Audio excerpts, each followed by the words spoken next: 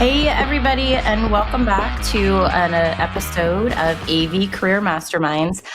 I am so excited to finally get this group together. These are the three amazing learners that NextLVL Learning was able to send to InfoComm, and we have finally been able to get schedules together to talk to them, get their thoughts and feelings, and see likes and dislikes and what they liked and how they felt and all that fun stuff. So before we get started, if everybody can just go around and introduce themselves and let everybody know who you are and where you work and how long you've been in the industry. So I'll start with Georgia. Hello, I'm Georgia King. So I work at Pace University. I've been here for about 2.5 years in New York City, and I'm an AV support specialist. So I handle a lot of the special events and also our student technicians on campus. Next, I think we'll go Alana. Hey, I'm Elena. I work at Fordham University. I'm the events manager for learning spaces. We also support the classrooms on campus. Awesome. Brandon? Hello, I'm Brandon. I work at the University of Central Florida. I'm a tech there, so I work on the AV equipment in the classrooms, respond to incidents when things are breaking live, and also fix things after they've been broken for a while.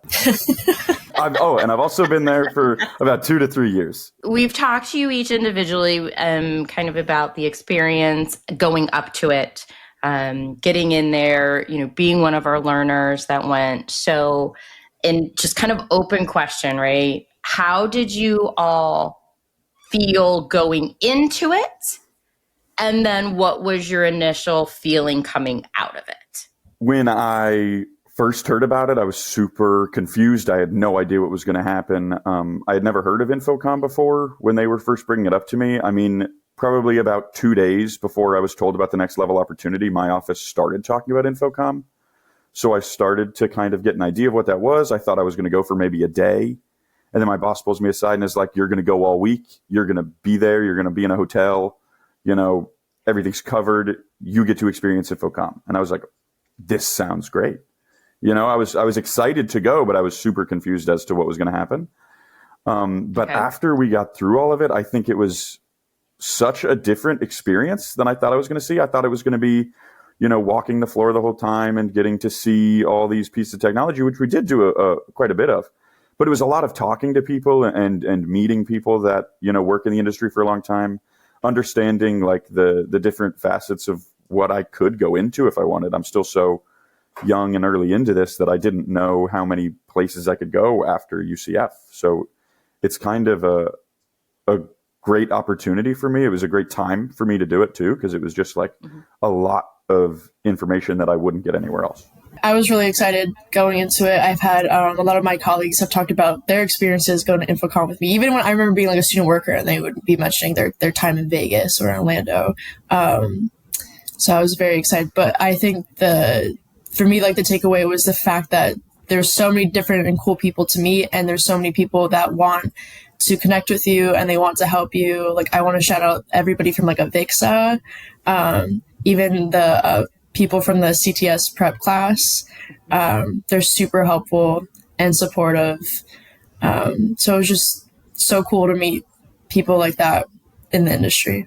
Yeah, and for me, I went into it thinking it was going to be a little bit of networking mixed with a little bit of exploring the show floor and seeing new things, getting new ideas. And it was both of those things. But I think the networking opportunities we got were so much better than I even imagined prior. We met so many great people, like both these guys have said. So yeah, it was great. So from a NextLVL standpoint, we had you guys scheduled for lots of things. A lot of people don't do that when they go. They go and they walk the floor. They sometimes attend some of the sessions. They sometimes don't.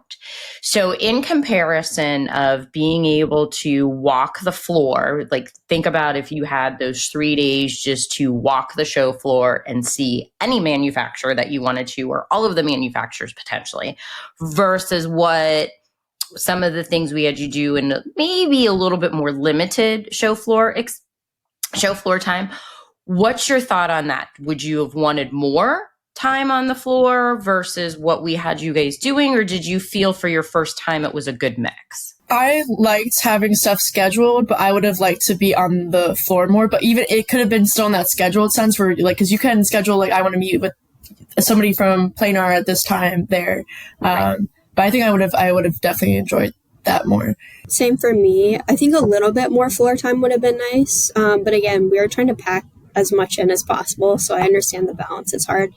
But yeah, maybe just a little bit more floor time. I think it was, the time that we had networking was super great, super, insightful. And I think that doing a lot of the networking, like before, like the night before we went to the floor and just throughout the week, the more we did those networking opportunities and talked to the people, the more confident I felt when I got out on the floor. So I do think you need both. But I think I would have liked, I don't know, maybe, I don't know how those schedules work and how the networking events are scheduled, but maybe more networking opportunities early on and more show floor time later on. Which I think is that balance, right? Usually what we see happen on Fridays of the show, that's where a lot of people do leave because everybody packs everything in kind of at the first part of the week. Fridays are light. And sometimes those networking and being able to walk the floor on Fridays is a little bit easier because there's not as many people and the manufacturers can spend more time with you. So you guys did have the opportunity to walk with one of our board members, Kristen Bidwell. And when you were with her, she had some specific meetings that she was going to, and you all had the opportunity to go.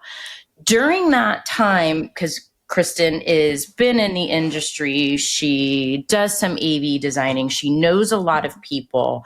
Being able to walk with someone like that, how beneficial did you think that was? Yeah, 100%. I think, if Kristen watches this, thank you so much. That was fantastic. It was one of my favorite days. I think she was very calm and just relaxed. Obviously been in the industry for a while, knows these people personally, could walk right up to them and talk to them, ask them any questions. It really just made it feel a lot less showy.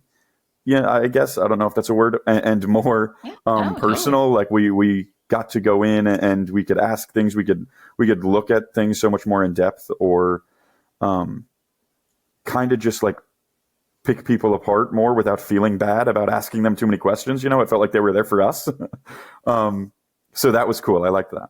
Ladies, what was your thought working with and walking with Kristen, being able to have those conversations and have somebody there that knew versus going in kind of blind? Yeah, I agree that it was helpful. I think, just echoing off of what Brandon said, being introduced to people at the booth, I feel like we were able to kind of see more than we would have otherwise, because,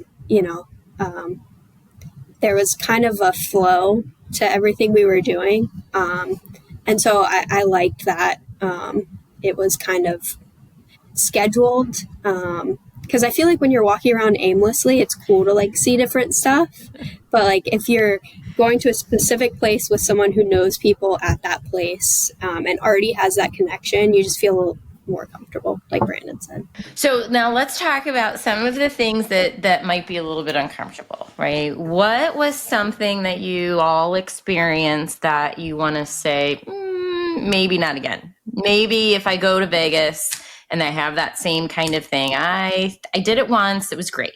I think we all talked about this when we were there. Elena and Georgia were, pretty open when we were being introduced to people. If they would introduce us as students, or it would just kind of make us feel, like we were younger, like they would think that we, have zero clue what's going on in the industry, that we've never been in it before, but yeah, they thought we were still in college.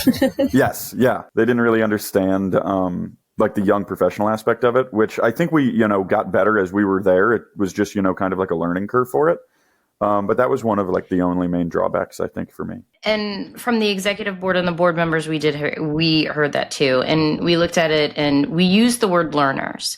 And for me, I'm still a learner. I've been in the industry 18, 19 years. I'm 47. I still consider myself a learner because there's so much that goes on in the industry that I don't know. And I'm constantly learning something new. And so we all feel that way. I don't think you would talk to anybody in the industry that says, "Oh, I know everything and I'm a master at all of this." We did have a conversation, and we think because the three of you work for universities, that kind of got into the confusing part of being younger in the industry, which is the big thing we're trying to promote, because I'm sure, as you all saw while you were walking, your age group is an anomaly, right? There's not very many young professionals in the industry. And so we're trying to promote that. So as soon as people see young professionals, they are automatically thinking and hear, Fordham and Pace and UCF that you are students. So we did take that back to try and get that out more, that you are gainfully employed at these universities. Just because you are younger does not mean you don't know and you are not employed. You are all gainfully employed, which is amazing. So we did understand, and so we're trying to do better at that from our standpoint. And we hope everybody in the industry understands that does not have to be mid-40s. There are young professionals coming in. So anything else other than being considered a quote unquote student there? What else would have something that you may not have felt was beneficial or interesting for what you do? Not that it wasn't beneficial. I think for me personally, I'm just not a good cast member. So I enjoyed the scavenger hunt or the Amazing Race. Uh-huh. I don't know how enjoyable I was as a contestant, I guess you would say. So yeah, that's more on my end. Like, I don't know if they would want me to do that again. Because I was like, there's a camera following me around. Like, what do I do? That was definitely our first time doing that with Avixa. So that was something that we all were kind of not sure how it was going to go and what it was. And, George didn't show up at the end where he was supposed to be, and it's all fun stuff that way. So looking at what you've learned, what have you been able to bring back to your colleagues that you are working with, or even your student workers that work for you at the university? What have you been able to bring back from your experience at InfoComm? I put together like a whole contact list of different people from different groups that we met. I also put together like resources either Avixa provides, or just like basically anybody's name, company that I thought would be interesting or something we could use in the future. I made like a whole doc and I shared that with my team.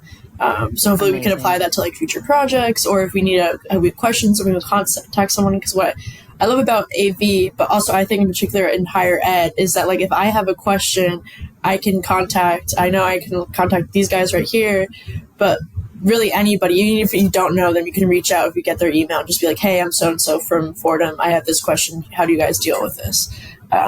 So that's why I wanted to bring it back to my team, and I put it in like a nice little Google Doc and shared it out. Amazing. Yeah, for me, the contacts definitely, even just design ideas for the future, being able to bring back some of the new product knowledge I have, when we're exploring like summer builds and stuff, being able to kind of give input into that. Also, speaking of like the student workers, some of them do show an interest in maybe pursuing something AV related as a career. So just having a better idea of the opportunities out there for them, just to be an extra resource and say, hey, I know about these opportunities, because you really want to foster that interest if people have it. So that's been cool too. One of the biggest things I took back was actually the CTS prep. I think I explained to a lot of people because we have a couple of people that are trying to take the CTS exam. So I kind of explained to them like how they broke down the test for us and like the different ways that it's built up and like the question breakdown and stuff like that they were able to explain to us. That's super helpful for a lot of people. But the other thing I brought back actually, I started asking questions, on why we do certain things a certain way. because, I see the products and how they can be used. And I had, no idea. Some of the stuff we have tons of in the classroom, but we don't use it the way that they were presenting it. So I got to ask those questions to my team, to our installers, and, why do we do it this way? And I got some good answers. So I actually just kind of learned more when I left. That and that is the one thing too, right? When you are working and installing and doing something specific at your location, and then you get to talk to a manufacturer's rep, or you get to see some other things, and then there's a whole realm, right? There's so much that these products could do. A lot of times you will find out you're only using a small portion of what it could do. So that's great that you were able to learn and figure and understand. Now, did you give them any additional tips that they may not have known that the product could have done? Well, yes, there's a couple of things that they were surprised by. Okay. I think we are kind of so big that there's like just a system that we do things by. So it would take a while for those things to go into effect, but I'm sure they heard it. I'm sure they're listening to it. I do have a couple of products that I think I want to get into circulation over there, but that's going to take even longer.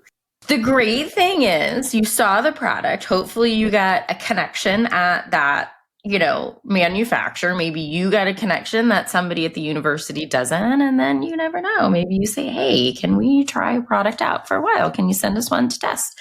Manufacturers love to do that. We love to send product out for everybody to be able to test.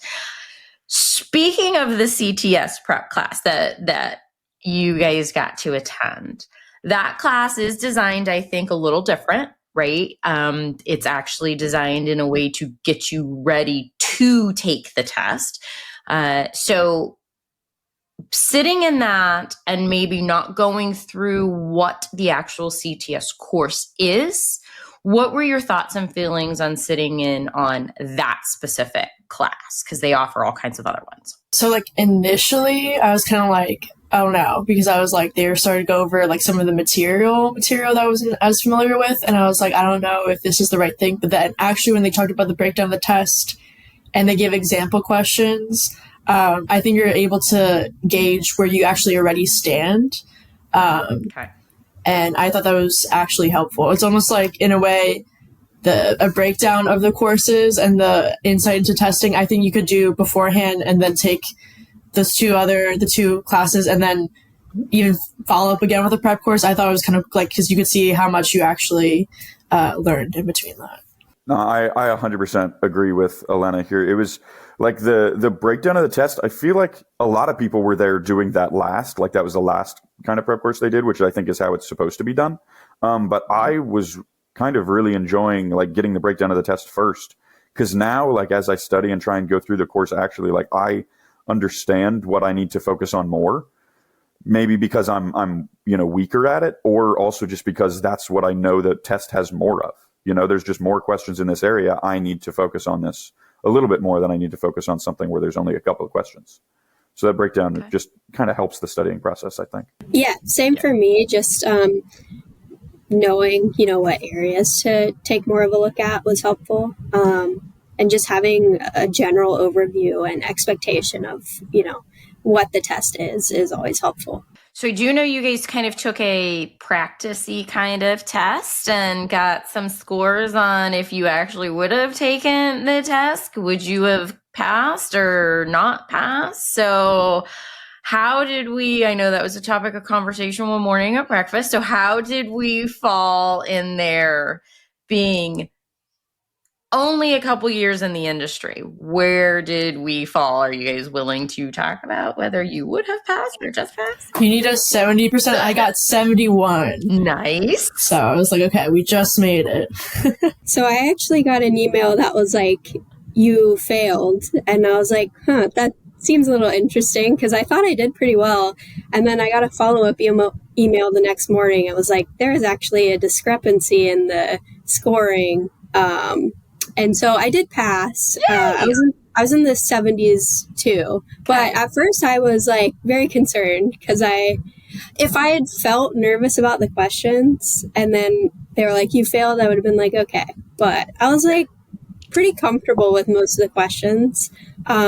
So yeah, I was happier after I realized that I was okay. Yeah, that's not good to get the email that says you failed without any additional explanation. That kind of sucks a little bit. No, like it was the same email, but it gave me a percentage that was inaccurate. So okay. That was a failing percentage. Oh, I understand. Okay. I was going to say Avixa, we need to fix that, but good. Okay. Clarification. Yeah. I did fail, and I'm still refreshing my email over here looking for mine that says I didn't. But I was close. It said I got a 68%, which actually was better than I thought I did. I was kind of looking at some of those questions like, I have no idea what they're talking about. But I felt pretty good after taking that, honestly. Getting the 68% right there at the threshold.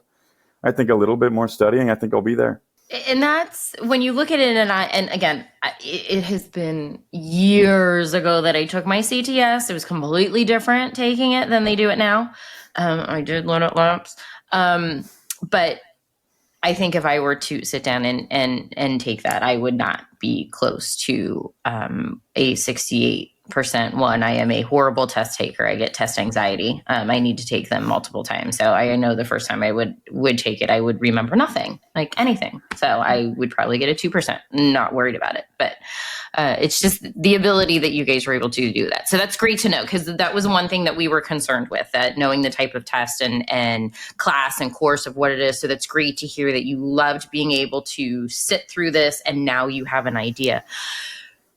So along with doing that, you all had the amazing ability to sit and have a conversation with Dave Labuscus, who is CEO of Avixa. Dave handed you his cards and had you write your name and when you are going to take your CTS. Do we all remember the date that you wrote down to take your CTS? Yes? Was that within this month? Was it August? I don't remember what everybody's. I know. Look at, I'm giving you guys, making you do it a lot faster than you probably. I said July 2026. July 2026. Yeah. Okay. So you still have a full year. Amazing. I said July, like this July. And how are we doing? Based on scheduling and, the craziness of the summer, I don't know that July is going to be a target for me, but we'll see about August. Okay. Maybe. Okay. Let's see. I think I know two of the gentlemen that you work for. Maybe we can get you a little bit of time to be able to study for that. Brandon, what did you put down? I also said July of this year. Okay. I'm kind of still feeling confident about that. I think I got it, but we'll see. If I haven't even tried to schedule it yet. We're getting a little bit close to that, so I don't know how soon I can do that, but I'll figure it out. If it's not July, it'll be the next month. And I do think that you guys have two very aggressive dates there, which I know might have seemed at the time like it could have been done, right? And then because you're there, you don't have to worry about work. You're not doing anything when it comes to work. InfoComm is kind of just fun and laid back in a way and busy all day long. So we'll hopefully we can get you guys there sooner than later. So one of the other things that is a big portion of what everybody focuses on too at InfoComm is the evening events and the networking events. Lots of times people like myself bounce from event to event, and just because there's other people in the industry that we know that we're trying to get to, that we want to see, and we know where certain people are going to be. We wanted to limit that for you guys so that you didn't feel like you were running all over the place. And I do know a couple of the nights in Orlando, it was horrible rain. So those evening events compared to being on the show floor during the day, what is your thoughts and feelings on those? Did you enjoy the evening events? Was it something that you thought, I'm really tired, I don't want to go, but I'm going to go anyway? Where did you guys all land on that feeling of the networking evening kind of events? I had a great time. I thought it was cool to see people outside of the show floor, especially the second night. Was it the place called Howl at the Moon? I mean, the setup in there is so fun with like the performers in the front, and then just getting to actually hang out in a chill setting and have some fun and meet different people. Shout out to Logitech. That was one of the sponsors. I asked somebody from Logitech if I could take a light that they had set up there, and they let me take it. So, I mean, yeah, I was going to ask Brandon, do you have it? Because I realized that I wasn't going to be able to fit it in my suitcase. Oh, here it is. I still have it. Those were amazing. Those were meant to be taken home by people, because I know everyone at Midwich was trying not to be able to take them home because they weren't sure where they were going to put them. I'm sure the people that live in Florida all got them. They were driving home. That is always a fun event, right? That one is always fun. And that was one of the things that we tried to do, is get you guys to some of those events that we know are going to be fun, that we can get you there, that are going to have people that you're going to be able to talk to. Now, what about I know the Tuesday evening, it was horrible rain. Day before the show, I know that you went to an event with Gary. I don't remember exactly what event that was, but being able to kind of go to something, and then I know the four of you hung out kind of after the fact, and I was trying to get there, but I wasn't going to walk in because I knew I was going to get soaked in the rain. So what was that night for you? Because it was the day before the show really started, kind of low-key laid back after your CTS class earlier in the day. How was that evening for you guys? That was good. I believe that was the X10 event where they demoed their Zavia software. So that was really interesting. And I've actually had a follow-up meeting with them because some higher-ups have mentioned like thinking about a connection there. So I enjoyed it. It was definitely something I had never seen before. And it was interesting. We kind of had a great discussion about, what that means for our industry, how people can like utilize tools like that in the future. So I think it was really nice because that was our first like real, I guess, AV conversation that night. Yeah, that was super cool because it's exactly like that kind of area that we were. I'm very close. I go to that spot all the time, but there was a couple of those places I had never been in, So to go there in like a professional sense, like turn it into a professional setting instead of this like, entertainment place that I go to, just for fun by myself, with friends. It was a cool change. It made me feel a little bit, more confident early on in the week before we got into the show. I thought it was a great opportunity and it was a blast. I loved it. Got to know Gary a little bit more. That made me more excited about things once I realized who he was. I was like, okay, things are going to be fun this week. So then the Top Golf event that was hosted by NextLVL Learning, that was one that we wanted to show the three of you off, right? We invited some manufacturers there in a fun environment where it's not stuffy and you can kind of have some fun. How was that event? Because that is one I'm very interested to have everybody hear what your thoughts. Because again, we had you all on show as I just kind of describe it all week, but that one was really where we wanted you all to shine there for these manufacturer reps that were there to be able to talk to them, to show what who you are and what you do. So how was that event for you guys? It was so fun. It's such a cool setting to do something like that because, they did like you guys did show everybody like we're here for, these learners and showed us three. And that kind of felt, I was a little nervous at the beginning. I was like, oh, okay. I was like, I'm, being put on blast right now, but it was cool to have everybody kind of come around and talk to us. But even if there was like ever a lull in conversation or we didn't want to, have a conversation right now, we wanted to sit back and relax for a little bit. We could go hit a golf ball if we wanted. There was just like activities to do and people to talk to. It never really felt like there was a dull moment that night.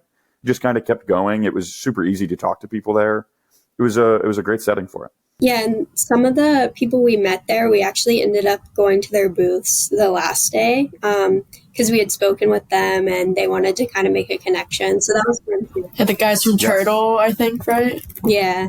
So I really enjoyed kind of getting to know them before we went to their booth. And that way, when we got there, we already had that connection with them. Yeah, in conversations that I have heard, I have not had a chance to follow up with the Turtle AV group, but they were thoroughly impressed with the three of you, which I think is amazing because that just shows that being a young professional in the industry, people are looking for young professionals in the AV industry. And we were able to take that as Next Level Learning and help you guys all shine. Now, not that we want any of you to leave your current employer that you are at, but as you are looking at your career within the AV industry, right? Everybody does at some point decide they may want to make a change. You might, start a family, you want to move, you don't want to stay where you are, you want to experience the world. I tell my niece this all the time. She's 25, experience life and experience places before you decide you really want to settle down somewhere. So in seeing this and understanding what you all are doing at higher ed, and also being able to see the installation portion of it, because you do that, in potentially the next chapter of your career in AV, do you see maybe going to a manufacturer and doing sales? Do you like being in the position of at a higher ed? Would you want to do and design engineering, things like that? Did you get to see and say, hey, maybe at some point in my career down the road, I want to do X? Did you have you had any of those thoughts and feelings? I really liked talking to people who do that, because obviously, like in higher ed and AV, we work with designers or like manufacturers, and I really liked making those connections. But actually, I think it's solidified, not necessarily that I need to be in higher ed, but for where I am as like the events manager, that I like to do that specifically. Okay. But it was good. It's great to also have to know the people that are on the other side of it. Because it takes all of us to like put together a room and support it. Yes, it does. It is definitely not a AI team. There is a group that helps that. Brandon, Georgia, have you thought or said maybe or nope, I kind of really like where I'm at and I might want to just stay in this type of position as long as I could? So I definitely I love where I am right now. I like the UCF team, everybody that I work with, like they're just great people. It's like a, sometimes relaxed, sometimes, high intensity environment, but I kind of like the mix of it.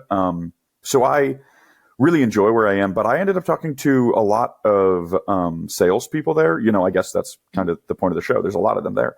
But I talked to a lot of them just about sales in particular and in the industry. And I got a lot of cool information about it. It's always something that I've thought about. So to kind of get that information behind it, it's definitely something that I'm thinking about more of now. So I'm excited to kind of learn more about the industry, stay in where I am now and gather all of that so I could possibly be, a great salesperson for this kind of equipment one day. But we'll see. Yeah, just getting to see what's out there just allowed me to kind of file different opportunities away in my mind and just know that there are opportunities. I don't know necessarily that I heard one that I was particularly drawn to, but I think just having a broader understanding of what different people do is a good foundation for, exploring your career down the road. As we kind of come to a close here, so we know next year InfoComm will go across the country to Vegas.